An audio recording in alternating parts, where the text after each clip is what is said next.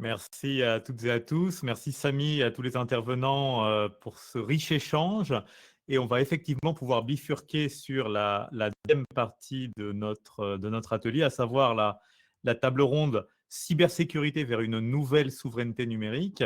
J'invite dès à présent les intervenants qui nous ont rejoints à activer leur caméra et à vérifier évidemment l'activation également de leur micro. Nous avons autour de la table Stamboliska, experte en matière de cybersécurité, vice-présidente Governance and Public Affairs de Yes We Hack. Nous avons également le député Philippe Lalonde, que je ne vois pas encore connecté, mais qui m'avait averti précédemment qu'il est en plein débat parlementaire, donc serait peut-être légèrement en retard ou devrait se connecter avec délai, puisque, comme vous le savez, il y a en ce moment des discussions animées à l'Assemblée nationale sur le PJL, gestion de la sortie de crise sanitaire, qui est en première lecture et qui notamment est discutée. Et nous avons également Yves Verhoeven, sous-directeur chargé de la stratégie à l'ANSSI, autour de la table. Donc, n'hésitez pas donc, à activer votre micro. Je vois Yves, que votre micro n'est pas activé. Ça, vous pouvez l'activer normalement directement, sans problème. C'est bon pour Réna et je ne vois pas encore le bouton autour de la table.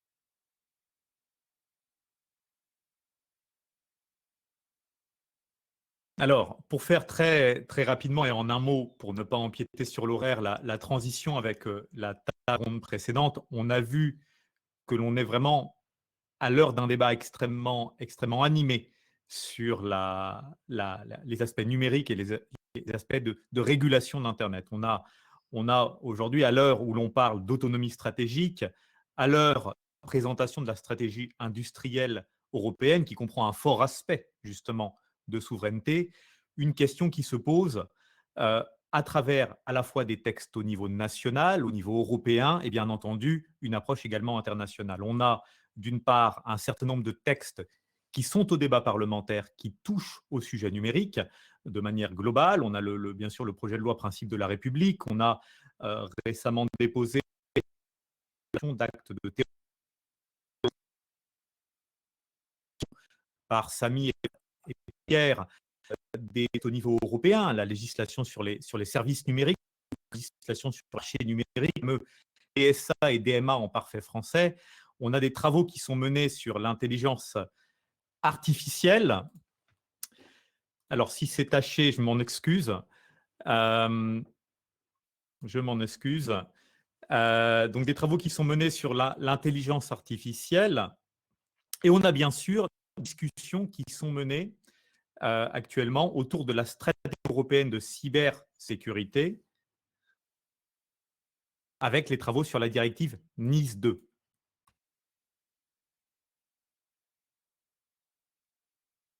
Alors, petite pause technique d'un instant. Vu les réactions sur le chat, effectivement.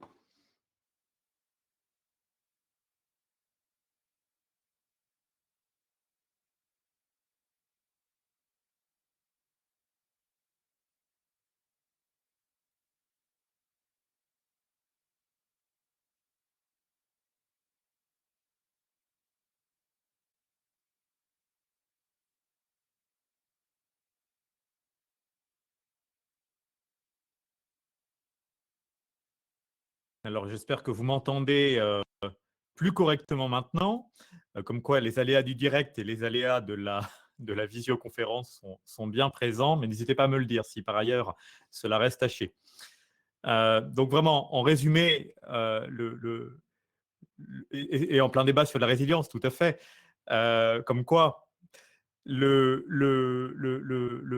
débat au niveau parlementaire, tout autant au niveau national qu'au niveau européen, est extrêmement vif, est extrêmement animé. Des projets de loi au niveau français, des textes au niveau européen. J'en arrivais à discuter la stratégie européenne de cybersécurité, avec notamment des discussions autour de Nice 2. Et de la même manière, bien sûr, la publication par le Parlement européen, très récemment, notamment la Commission de l'Industrie, de son projet de rapport sur cette directive. Un fort volet de confiance, comme l'a évoqué Olivier Corolleur, dans des projets de recherche à dimension européenne, comme Horizon Europe. Et l'idée que nous avons ici, c'est de discuter justement ces points et de voir ce qu'il en est de cette autonomie stratégique, ce qu'il en est de cette stratégie industrielle et de ces aspects de cybersécurité, dans quelle mesure on peut parler de souveraineté numérique. Alors j'aimerais tout d'abord donner la parole à Rena Stamboliska et lui poser une première question justement sur ce cadre juridique. On a parlé de NIS 2, de DSA, de DMA. Samy mentionnait plus tôt dans la discussion le Cyber Security Act. Comment vous appréhendez l'extension par la directive NIS 2 des obligations à de nouveaux acteurs de l'écosystème d'Internet? Et d'autre part, comment est-ce que vous voyez la sécurisation des relations entre tous ces opérateurs de la chaîne globale d'approvisionnement d'Internet?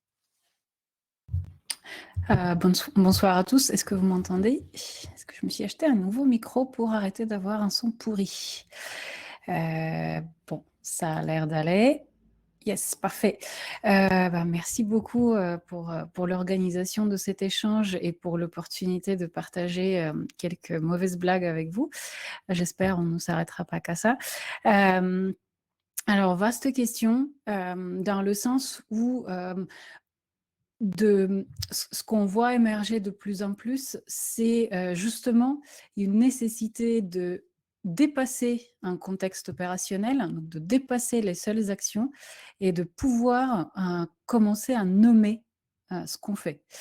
Qu'est-ce que j'entends par là? J'entends par là qu'au niveau européen notamment, on cherche en fait une voie qui est propre à l'Union européenne, à l'Europe, à une voie qui n'est ni américaine ni chinoise, pour caricaturer un peu.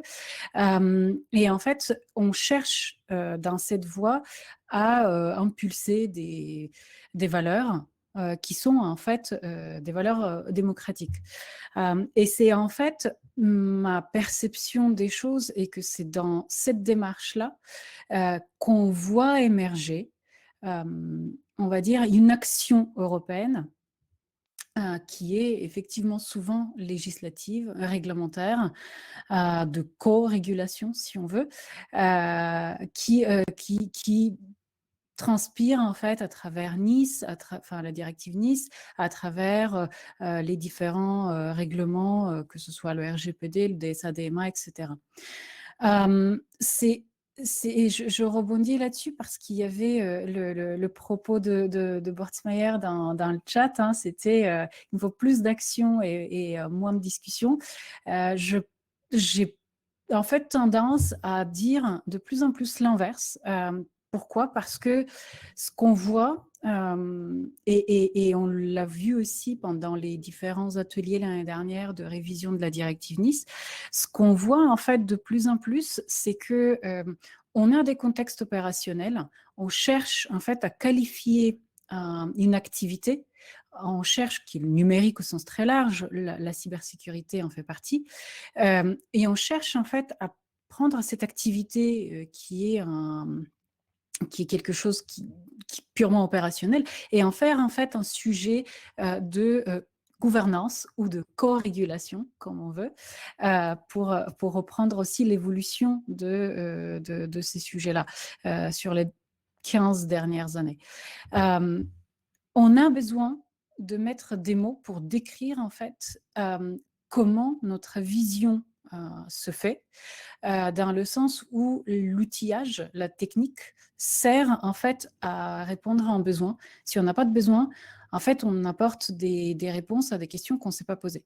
Et c'est là où, en fait, que je vois émerger, et je pense que Yves Verhoeven pourra nous en parler aussi encore plus que moi, de par son rôle à l'ANSSI, on voit en fait émerger le désir de maîtriser, de réduire le risque, de maîtriser la technologie et l'activité qui est faite dans l'espace numérique, mais aussi de dépasser en fait le simple conservatoire. Hein, parce que souvent quand on parle de cybersécurité, on parle de il faut protéger, il faut défendre. Oui, mais, je sais, on m'a dit, il ne faut pas dire oui, mais, il faut dire oui et. Mais moi, je dis oui, mais. Il faut commencer en fait à aller au-delà du simple protéger et défendre, qui a ses propres défis, hein, et commencer en fait à inventer l'après. Le DMA est un exemple très intéressant. Donc, pour éviter de vous noyer dans des sigles barbares, c'est le projet de règlement qui vise en fait à structurer le marché unique, notamment d'un point de vue concurrence.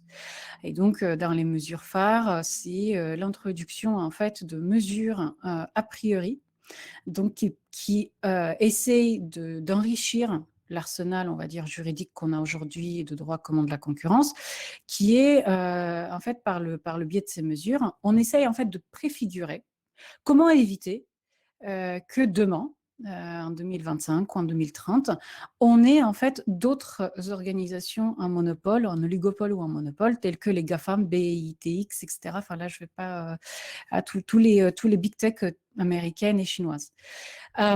Et en fait, ça, c'est cette démarche-là de dépasser le simple conservatoire et de rentrer dans quelque chose qui est, j'essaye d'imaginer en fait quelles peuvent être en fait la dynamique, l'évolution technologique de demain. Bon, il reste encore du travail là-dessus, hein, parce que typiquement, on ne s'est jamais posé la question pour l'instant de mais quel modèle économique peut-on inventer qui ne soit pas basé sur la prédation de données à caractère personnel. Je laisse ça pour la discussion.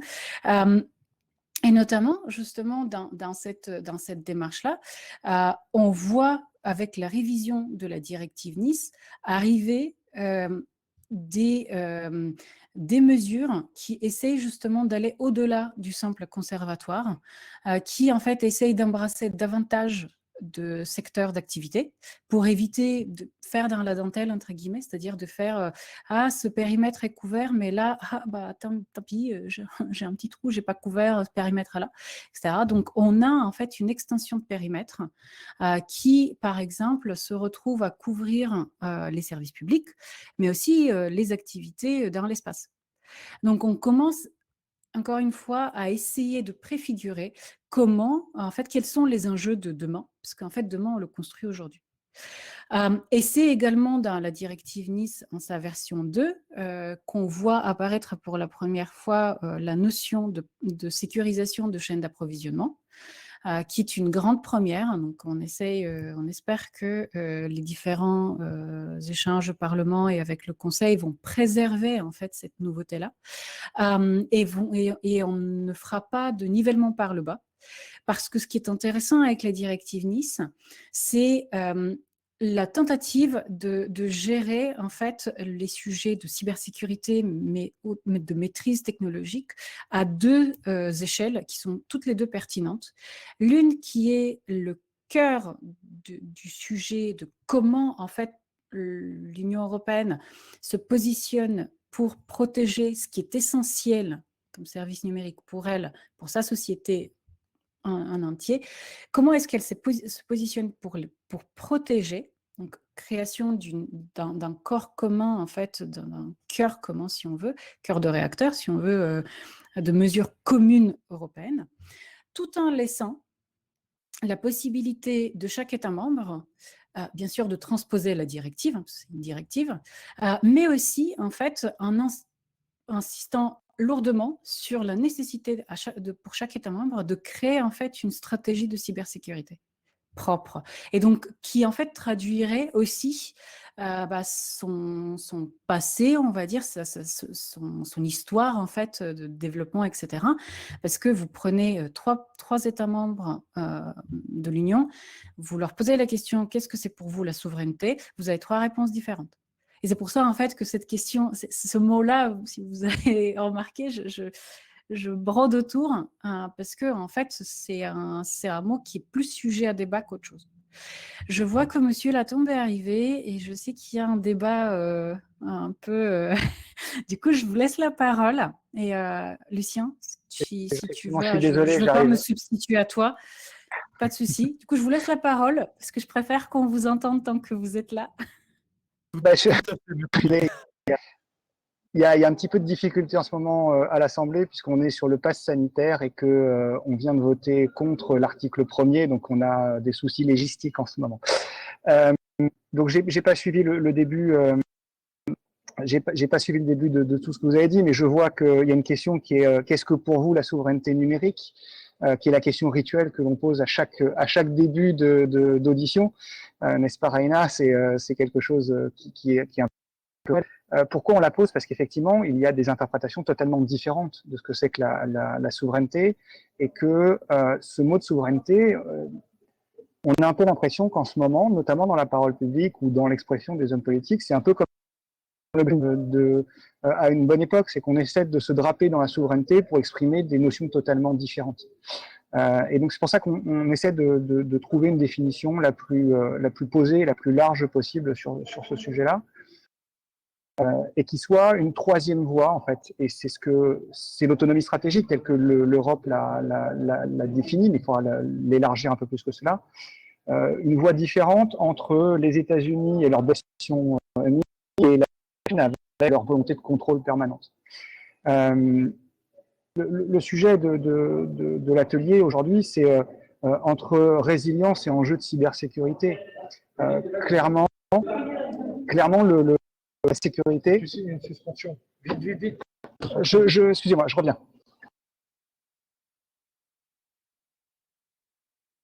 Alors, et c'est l'intérêt du direct, en plein dans le débat parlementaire. En attendant que monsieur le député revienne, on voit qu'effectivement, la question même qui est posée, à savoir la question de la définition de la souveraineté numérique, d'être capable de circonscrire entre souveraineté, autonomie stratégique et la manière dont on met quelque part des définitions sur des mots qui peuvent comprendre, et on l'a vu, on l'a entrevu dans la première table ronde ce soir, c'est déjà en fait quelque part la première difficulté à surmonter. Et comme l'a très bien présenté Rena, c'est quelque part également la capacité à mettre les acteurs en accord les uns avec les autres, de discuter de la souveraineté, de sorte de ne pas avoir de zone quelque part qui est laissée en dehors du champ législatif et en dehors du champ de la régulation. Le projet de régulation des intermédiaires techniques, le projet de réguler la cybersécurité depuis presque 20 ans, puisque Rena citait le DSA et le DMA, c'est la directive e-commerce. Et ça fait pratiquement 19 ans que l'on discute de la manière de l'améliorer, ce qui justement fait tout l'intérêt du débat. Alors, en attendant que le député Latombe revienne, peut-être, Rena, veux-tu terminer ton propos, et je propose qu'on passe ensuite la parole, le cas échéant, à Yves Verhoeven pour nous éclairer sur notamment la stratégie française en matière de cybersécurité. Bien sûr. Pour finir, parce que j'étais de toute façon en train comment dire, de conclure les remarques, en tout cas préliminaires, c'est que et pour répondre aussi, en fait, ce que j'ai répondu au député Latombe lors de l'audition, hein, si on veut en fait parler d'une souveraineté numérique ou d'une autonomie stratégique, comme on a plus tendance à l'entendre au niveau européen, pour moi, c'est un tabouret à 3 pieds. On a bien évidemment le volet politique, qui est extrêmement important, parce que, et Oriane le rappelait tout à l'heure, la technologie, en fait, au sens très large, cybersécurité en fait partie, n'est plus un privilège, ça devient un sujet de société, c'est devenu un sujet de société, donc il faut le traiter comme tel, et à partir du moment où on parle de sujet de société, on parle d'individus, on parle de façon de gouverner et de mettre en fait ensemble ces individus-là, donc on parle en fait finalement d'un projet politique. Donc ça, c'est le premier pilier. Le deuxième pilier, c'est bien d'avoir des acteurs qui sont géniaux, d'avoir des valeurs, d'avoir ce qu'on veut. mais il faut en fait les nourrir parce que ces acteurs-là, hein, il faut que tout le monde mange. Et en fait, il faut aussi qu'on ait une offre économique, qu'on ait une demande économique, si on veut, de certains services. Je citerai notre dieu et maître, Guillaume Poupard, qui disait il y a quelques mois, à moitié en rigolant, mais pas tant que ça, que parfois, lorsqu'on veut, en fait, dans les faits, soutenir un effort et une excellence française, il faut parfois accepter de payer un peu plus cher, peut-être pour que ça marche un peu moins bien, mais au moins, on sait qu'on a la maîtrise. Et c'est aussi de cette façon-là qu'on co-crée, en fait, finalement, des outils, des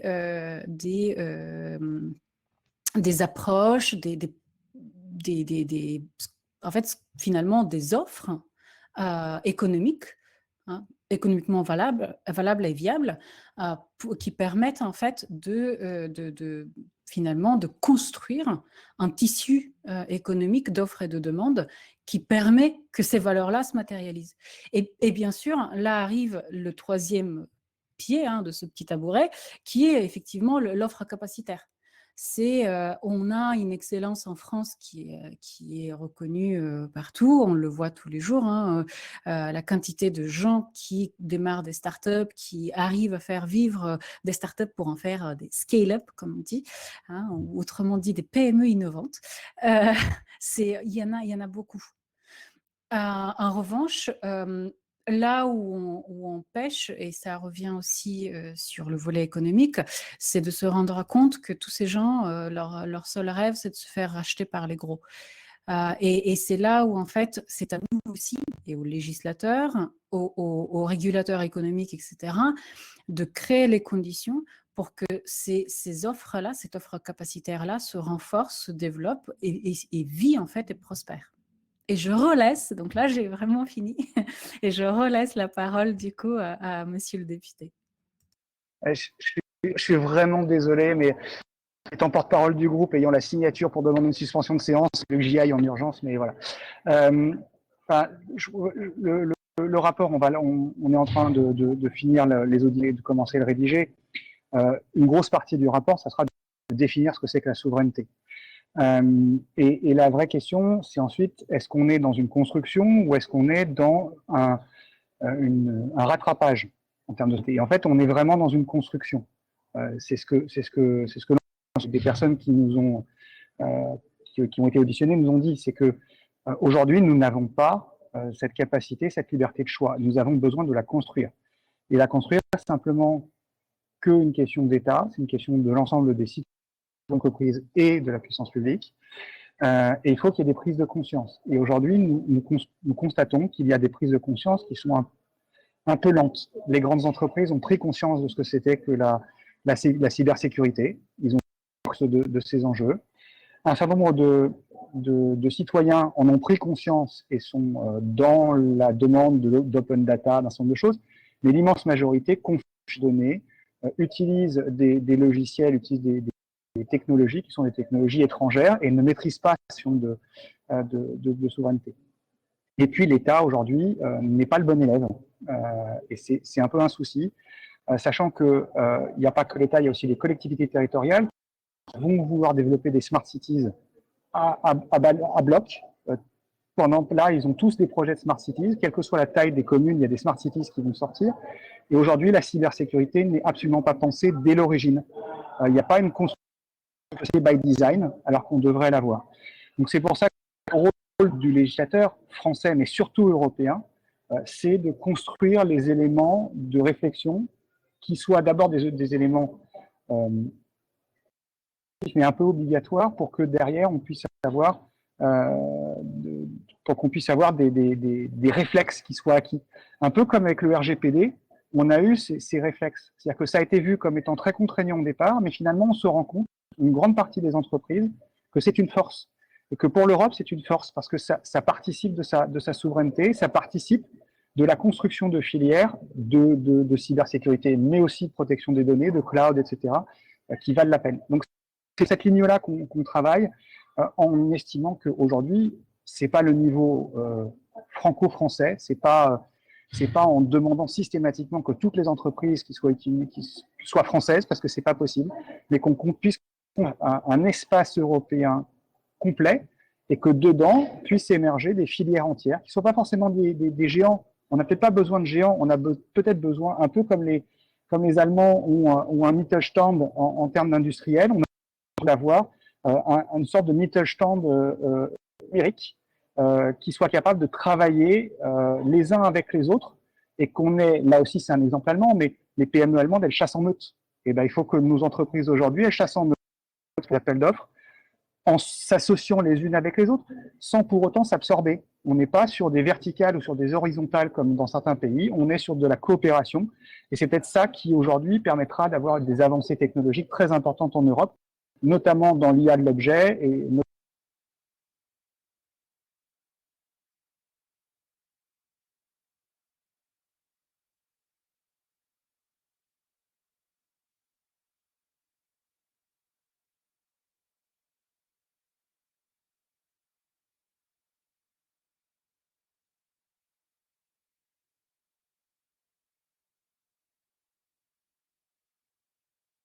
Non, alors je crois, Rena, qu'effectivement, de mon côté également, le son a coupé, donc on a perdu Philippe Latombe.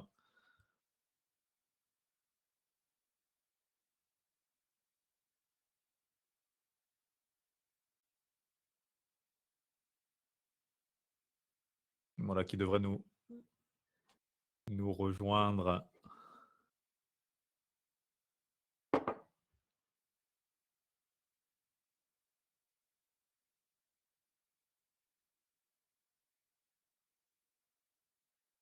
Alors, en attendant juste un instant, on voit sur que le chat est, comme le plus souvent sur ces ateliers du forum sur la gouvernance de l'Internet, extrêmement actif.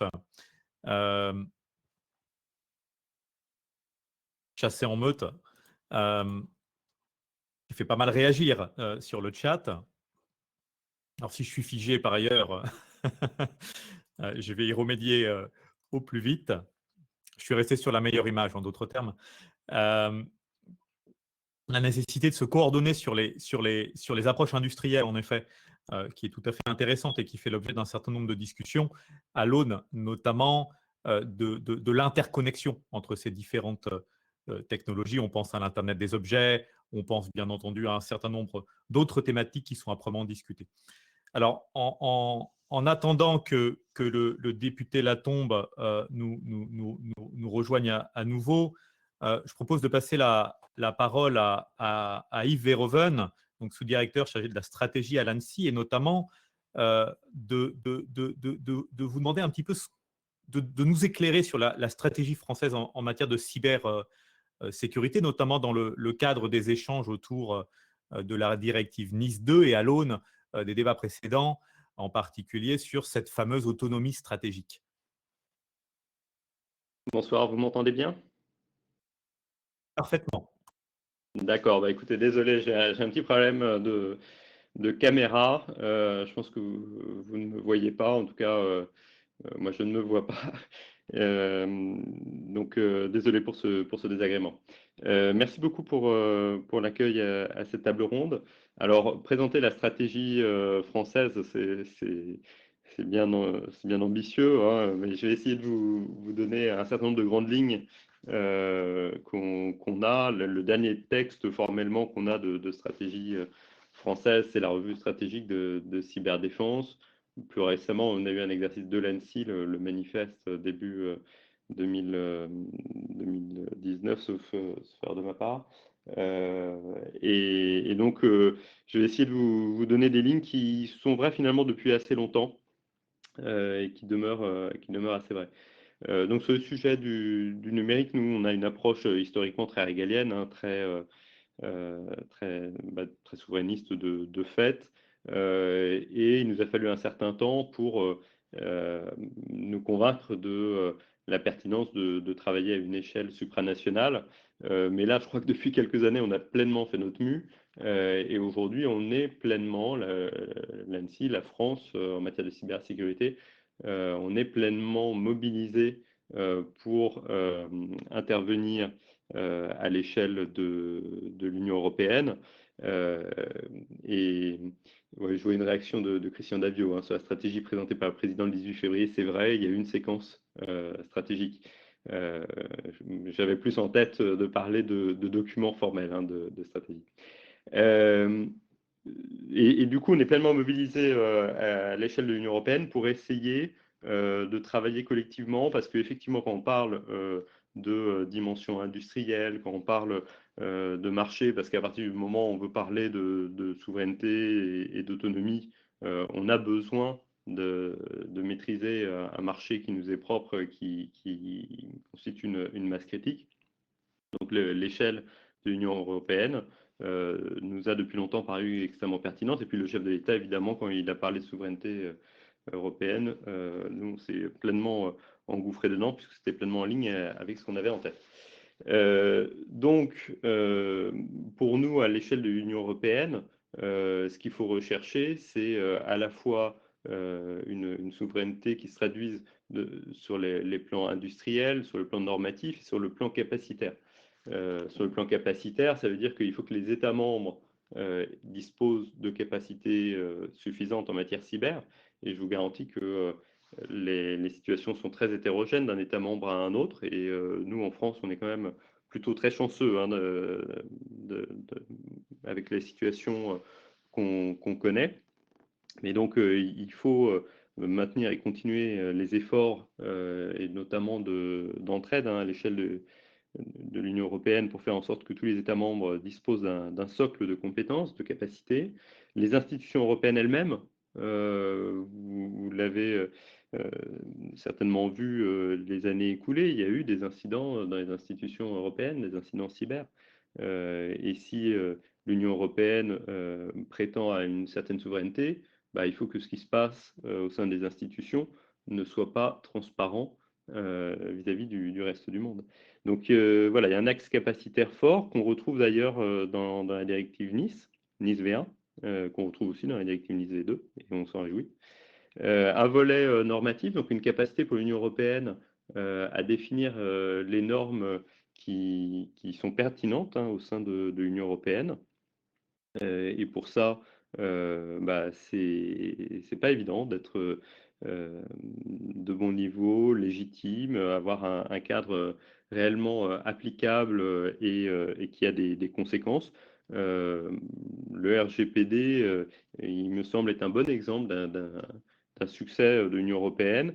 J'ai envie de croire que la directive Nice aussi, et avec la directive Nice V2 qui pointe et qui prévoit notamment un régime de sanctions avec des sanctions tout à fait significatives, calqué un petit peu sur ce qui se fait au niveau du RGPD, à hauteur de 10 millions d'euros, 2% du chiffre d'affaires annuel mondial des entreprises potentiellement concernées.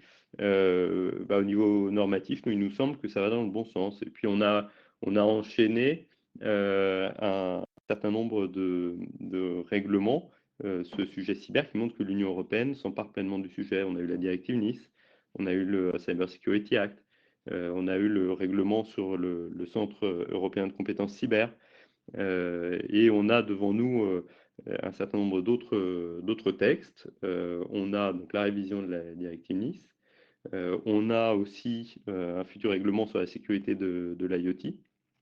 Donc on a, et puis on a le règlement eIDAS, pardon, que j'oubliais.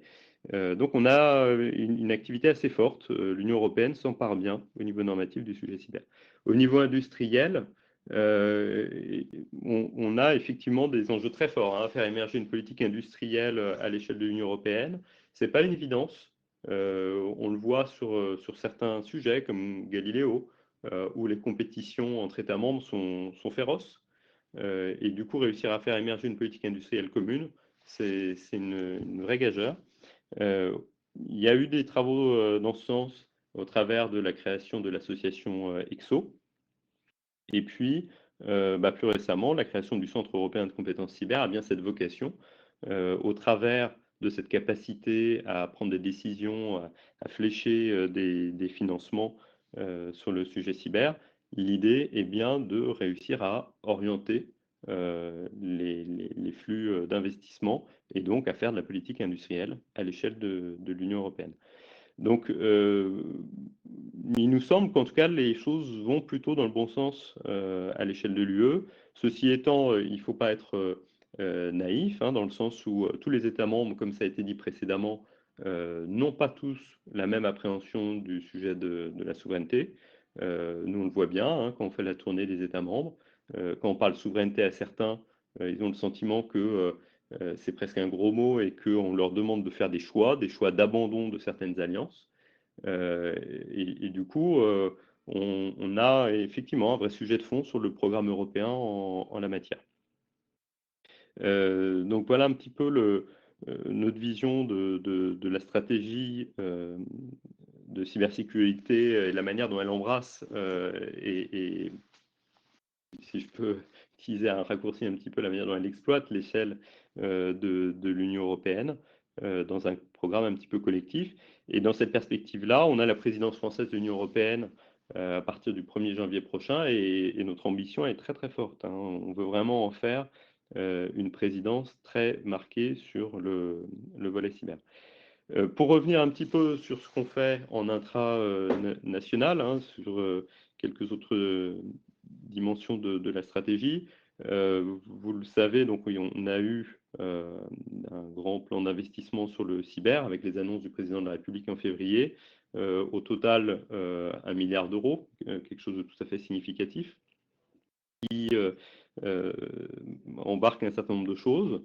Donc une stratégie d'accélération cyber, pour accélérer donc le développement industriel. Le plan France Relance avec un volet cyber qui vise à la fois à réaliser un investissement. Donc l'ANSSI gère une enveloppe de 136 millions d'euros pour donc investir dans la cybersécurité de l'État. Quand je dis l'État, c'est au sens large, hein, ça inclut les collectivités territoriales, ça inclut en particulier les établissements de santé, ce qui dans le contexte actuel, je crois, est un besoin assez criant.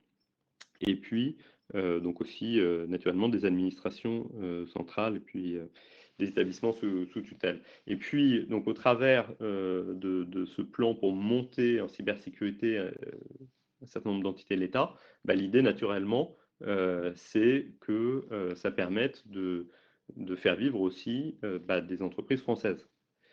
Principalement, ou européenne. Mais en tout cas, clairement, l'objectif pour nous, c'est quand même que ces investissements, cet argent, bah, il ne ruisselle pas de manière excessive au-delà de l'Union européenne. Hein. On est assez attentif à ça.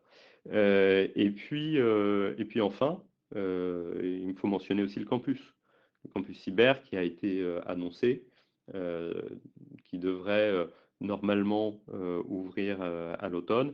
Et ça, c'est un pilier important pour nous, à nos yeux, de réussir à dynamiser le travail sur le cyber en mettant autour de la table différents acteurs, que ce soit des acteurs industriels, que ce soit des consommateurs de produits cyber et de services cyber, que ce soit des investisseurs, des chercheurs, que ce soit l'administration, et le tout pour essayer de créer des synergies intelligentes.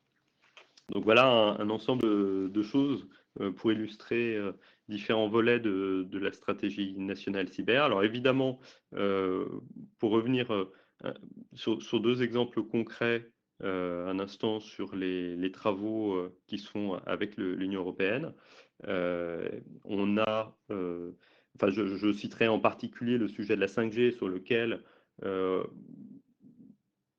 sur la dimension économique, c'était naturellement un sujet pour l'Union européenne, mais sous l'angle souveraineté nationale, sécurité nationale, pardon, c'était naturellement un sujet des États membres. Et on a su nouer un partenariat intelligent entre la Commission européenne et les États membres pour produire une analyse de risque, une toolbox, une boîte à outils de réponse en matière de politique publique. Et donc, pour nous, c'est un exemple vraiment de succès de comment est-ce que l'Union européenne peut se positionner.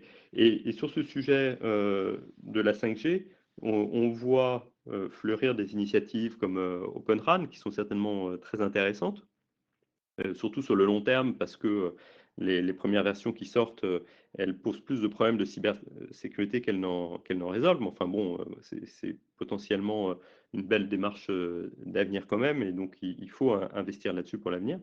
Mais il ne faut pas oublier qu'au sein de l'Union européenne, on n'est quand même pas complètement démunis aujourd'hui sur le sujet de la 5G. Deuxième exemple que je voulais évoquer, donc le cloud, sur lequel on a depuis quelques années en France travaillé sur la qualification dite Secnum Cloud, qui nous permet de garantir le niveau de cybersécurité d'un cloud de données, et qui embarque une exigence qui est à nos yeux est vraiment essentielle, c'est le fait qu'un cloud qualifié Secnum Cloud ne doit pas être soumis à des lois extraterritoriales d'origine extra-européenne. Et ça, c'est vraiment quelque chose de très important qu'on essaye de retranscrire dans un schéma de certification européen du cloud en application du Cyber Security Act. Voilà, donc quelques illustrations de la stratégie nationale. Et après, bon, j'ai l'impression d'avoir déjà pas mal parlé, mais je pourrais éventuellement développer un petit peu, si vous le jugez pertinent, notre investissement, notamment au sein de l'OCDE, pour mettre en œuvre le programme de l'appel de Paris, pour responsabiliser plus les fournisseurs de produits qui ont une dimension numérique, que ce soit des produits numériques ou des produits connectés. Et puis sur la gestion responsable des vulnérabilités. Donc l'OCDE, de notre point de vue, c'est vraiment une enceinte très pertinente pour un travail multi-stakeholder sur ces sujets-là. Et d'ailleurs, Reina est impliquée et suit tout ça de très très près. Donc je serais très heureux de développer là-dessus si besoin. Alors, j'allais justement vous y inviter à nous évoquer un petit peu les travaux sur la sécurité numérique et proposer à Reina de réagir dans la suite. Donc, je vous en prie. Écoutez, merci beaucoup. Donc, l'OCDE, c'est vraiment l'enceinte qu'on a choisie pour travailler sur ces questions de fond avec les fournisseurs de produits et de services avec une dimension numérique. On a réussi déjà au bout d'un an et demi de travail dans une enceinte nouvellement créée, un groupe que j'ai le plaisir et l'honneur de présider sur ces travaux-là, donc le groupe sur la sécurité dans l'économie numérique de l'OCDE, et qui a produit deux jeux de documents, donc de recommandations, d'une part sur la sécurité numérique des produits, et qui voilà, met en avant les meilleures pratiques en matière de security by design, en matière de gestion responsable de fin de vie des produits, et un certain nombre d'autres dimensions sur lesquelles sont interpellés les fournisseurs de produits et de services à dimension numérique. Puis d'autre part, il y a tout le volet que j'évoquais aussi, donc sur la gestion responsable des vulnérabilités, parce qu'aujourd'hui, il y a des bonnes pratiques en la matière, des très bonnes pratiques, mais qui sont trop peu mises en œuvre par trop peu d'entités. Et sur ce volet-là, donc l'OCDE rassemble un certain nombre de pays qui ont une approche un petit peu, je dirais pas forcément alignée, mais enfin qui ont quand même un certain nombre de similitudes en matière de gestion du marché, de l'économie.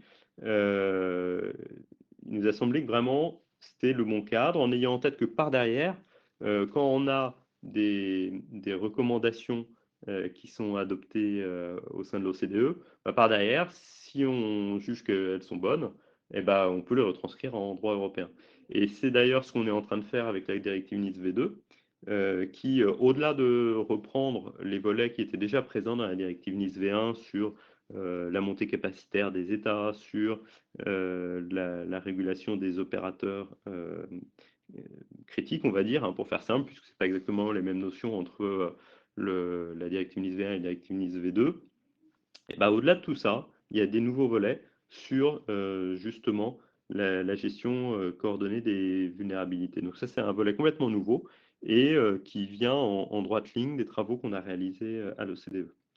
Voilà, bon, je vais peut-être m'arrêter là pour laisser l'occasion à Reina de réagir. Merci beaucoup pour ces précisions. Je propose sans transition de laisser la parole à Reina pour réagir sur les travaux de l'OCDE et sur l'appel de Paris. Reina. Oui, c'est excellent. Je suis ravie qu'Verven soit avec nous ce soir parce que effectivement, on a, comme je le disais tout à l'heure, on a en fait une action qui se porte à différentes échelles, qui sont toutes pertinentes d'une manière propre à chacune.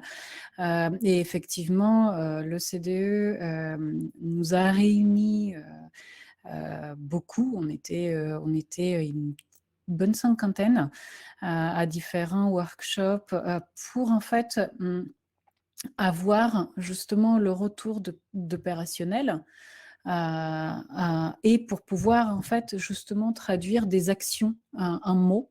Donc ce qui est très intéressant, c'est que ces travaux de l'OCDE qui ont en fait été publiés, dont les conclusions ont été publiées là en février, ont eu un retentissement qui était, on va dire, inespéré, dans le sens où le retentissement que ces travaux-là ont eu est significatif, d'autant que la prise de position de l'OCDE sur ce sujet est significative.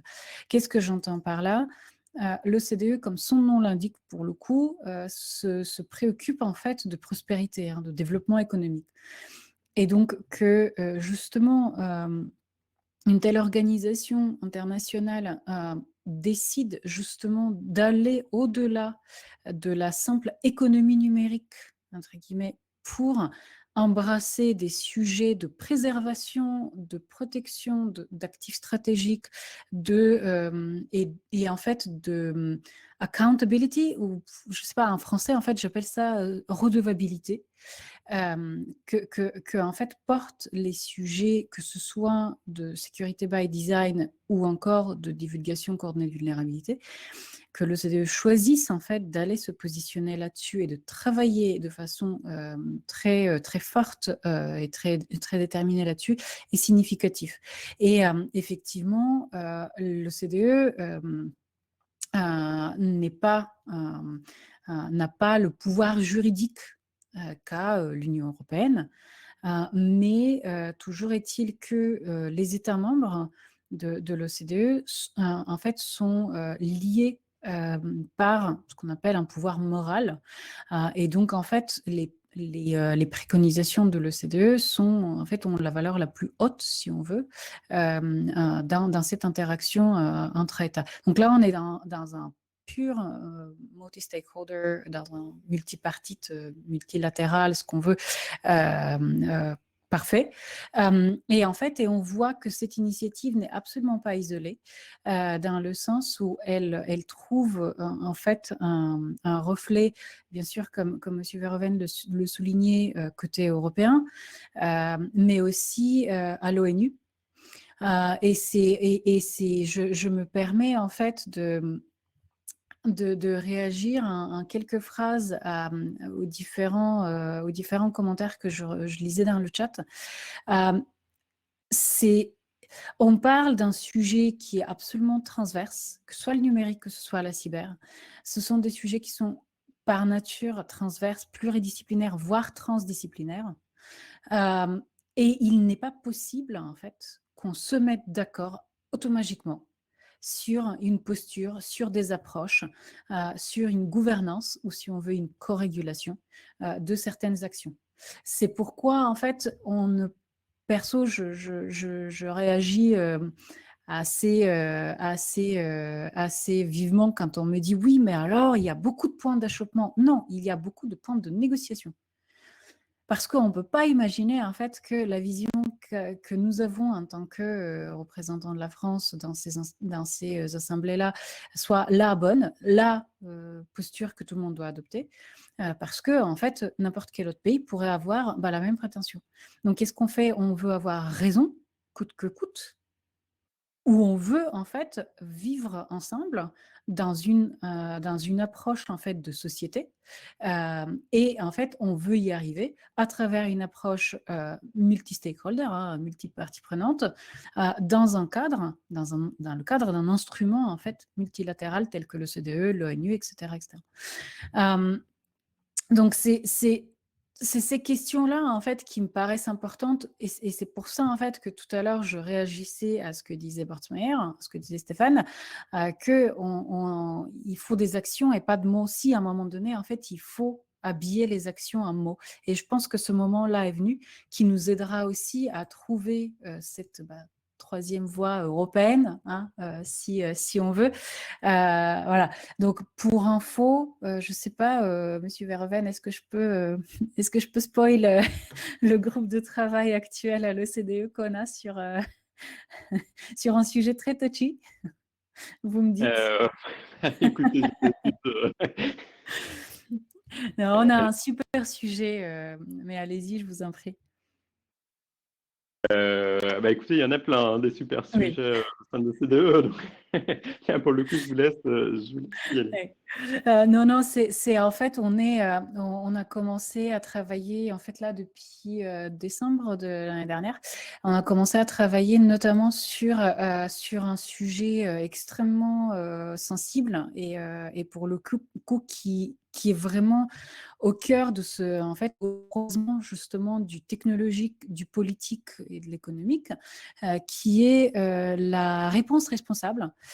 C'est-à-dire en fait, hein, ça recoupe la notion de hackback, entre autres, mais en fait c'est aussi un sujet qui arrive de la part de prises de position doctrinales de différents États, hein, et en fait aussi de l'émergence de ce que des instances telles que l'OTAN, qu'il ne faut pas oublier dans tous ces débats, à nommer en fait les menaces hybrides. Parce que en fait, Francesca tout à l'heure en a parlé, et j'aurais adoré qu'on ait encore 4, 5, 10 heures pour l'écouter en parler, mais on a une approche très différente en fait entre Est et Ouest, si on veut, où en fait on a une approche très informationnelle, très culturelle, même si on veut, dans certains pays à l'Est, hein, de là où on est. Et en fait cette approche-là, elle est beaucoup plus complexe, elle se situe en fait, elle est gérée, elle est en fait adressée par des approches très différentes que nos discussions en fait occidentales, on va dire, qui sont essentiellement technicistes, hein. Je regardais le DNS, les noms de domaine, etc. Et c'est en fait, je pense, une explication du pourquoi beaucoup de gens en fait en Occident, à l'Ouest, se sont retrouvés démunis face à une offensive informationnelle venant de l'Est. Mais ça, je laisse ça pour les jours où on pourra ne plus subir la pression mais la boire. Et je ne veux pas rendre la question difficile à la situation difficile à Lucien non plus. Mais voilà. On a en fait des perceptions qui se recoupent. On a en fait ce besoin de devoir habiller nos compétences, notre position, nos engagements dans une vision politique, dans une vision de valeurs démocratiques, et en fait qu'on retrouve effectivement, Christian, merci, dans les engagements de l'appel de Paris, que je vous suggère vraiment de suivre de plus près, parce que en fait l'appel de Paris est un excellent outil, est un outil absolument exceptionnel, dans le sens où c'est la seule, à ma connaissance, plateforme, si on veut, la seule assemblée où on a autant de parties prenantes sur le sujet paix dans le cyberespace. Et bon, pour participer à certains groupes de travail de cette initiative-là, c'est vraiment extrêmement international. Ça m'a rappelé en fait le Forum pour la gouvernance de l'Internet des origines, on va dire. Mais là, c'est vraiment sur les sujets cybersécurité, pure et dure, entre guillemets, que ce soit sur des normes parce qu'on a besoin de normes. Et on avait une question qui était la dernière fois très intéressante sur les normes de sécurité des processus électoraux. Ça, c'est, je pense, le sujet troll par excellence, parce qu'il y a autant de modalités de scrutin qu'il y a de pays. Et on ne va pas se lancer dans la grande discussion du vote électronique, parce que là, on va se fâcher, surtout moi. Mais voilà, on a en fait ce genre de possibilités, ce genre d'opportunités, ce genre de levier d'action où en fait on peut prendre le sujet numérique et le sujet cyber et en fait le traduire dans des règles de vivre ensemble qu'on a aujourd'hui pour, je sais pas moi, la date de péremption des produits en supermarché ou encore pour la sécurité routière. Ah, je veux dire, les feux tricolores, où que vous alliez dans le monde, quand c'est rouge, piéton, hein, vous passez pas, ou alors vous courez très très vite. Mais voilà, c'est le genre de choses qu'on a besoin de faire aussi sur les sujets numériques et cybersécurité. Et c'est pour ça, en fait, qu'il me paraît important aujourd'hui, et j'ai l'impression qu'on concorde là-dessus, qu'il faut dépasser justement une vision très nationale qui ne peut plus nous aider, enfin, qui peut nous informer, qui peut en fait nous aider à renforcer certaines postures, typiquement dans les négociations, parce qu'il y a des choses sur lesquelles il ne faut absolument pas lâcher, typiquement Verven parlait de Second Cloud, que j'ai eu le malheur et le bonheur en même temps de voir de l'intérieur dans un précédent rôle. Mais c'est un niveau d'exigence qui est extrêmement fort. Mais en fait, il est là pourquoi? Il n'est pas là pour que les gens l'ancient, en fait, puissent passer leur journée à écrire des référentiels. Non, il est là pour protéger les actifs numériques stratégiques des organisations, mais aussi, en fait, les gens, les utilisateurs, et on est tous l'utilisateur de quelqu'un, justement, de prédation, d'impact extraterritorial, etc., etc. Et voir une partie de ces exigences transposées dans les schémas de certification cloud qui sont justement faites au titre du Cyberact et menées par l'ENISA, l'Agence cybersécurité européenne, c'est un énorme plus. Et vu qu'on parlait d'économie tout à l'heure et de marché, c'est également, en fait, sur un malentendu, ce genre de schéma de certification peut justement permettre la défragmentation du marché européen, qui a d'unique pour l'instant malheureusement que le nom, parce que en fait, c'est normal, la cybersécurité reste la prérogative du local, et donc si je suis, je sais pas moi, le gouvernement tchèque, je vais peut-être faire appel à un acteur tchèque que je connais plutôt que d'aller en France chercher. Or, en harmonisant les exigences de sécurité au sein du marché européen, au sein du marché unique, en fait, on permet justement au gouvernement tchèque de prendre un fournisseur de produits ou de services français parce que en fait, il présente des garanties de qualité et de sécurité qui n'existent pas chez un fournisseur tchèque, qui existent chez un fournisseur américain ou chinois au pif. Mais voilà, donc ça permet justement de continuer à nourrir cet écosystème capacitaire-là, de continuer en fait à aussi bénéficier et étendre au-delà de la France seule, en Allemagne, République tchèque, que sais-je, de ces acteurs. Et ce qui répond aussi à la question de quelqu'un tout à l'heure, qui disait que en fait, on n'arrive pas à dépasser un peu le plafond de verre des PME. Ça, c'est une façon de le dépasser, justement, en créant de l'offre et de la demande. Et je te laisse, Lucien, reprendre la parole. Merci beaucoup, Rena. Merci, Yves Verhoeven, pour ces éléments. Alors, j'ai entendu multi-acteurs à plusieurs reprises. C'est vraiment l'esprit du Forum sur la gouvernance de l'Internet et de ces ateliers. Donc, ça fait plaisir, j'imagine, au comité d'organisation et à moi-même et Samy par ailleurs. J'ai vu également plusieurs questions sur le chat. Je vois qu'on a un peu dépassé le temps fatidique. Mais en un mot, sur l'appel de Christchurch, effectivement, c'est une initiative différente de l'appel de Paris, qui a fait suite donc aux événements de Christchurch et qui, de mémoire, a été lancé à peu près 2 mois plus tard. Donc, ça doit faire quelque chose comme la mi-mai 2019.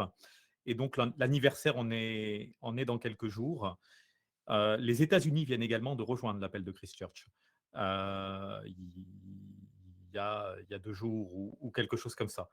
Je tiens donc à remercier chaleureusement nos intervenants, Rena Stamboliska, Yves Verhoeven et bien sûr Philippe Latombe, qui, nous l'avons vécu en direct, a été rattrapé par l'actualité législative, en particulier le projet de loi sur la sortie de crise sanitaire, que nous commençons à voir apparaître dans la presse et sur les réseaux sociaux. Je tiens également à remercier bien sûr le comité d'organisation dans son ensemble, du FGI France et bien entendu mes collègues de l'AFNIC et de l'ARCEP qui ont grandement contribué à cet atelier. Je propose enfin de passer la parole à mon collègue Sami Souissi pour un dernier mot avant de vous souhaiter une excellente soirée.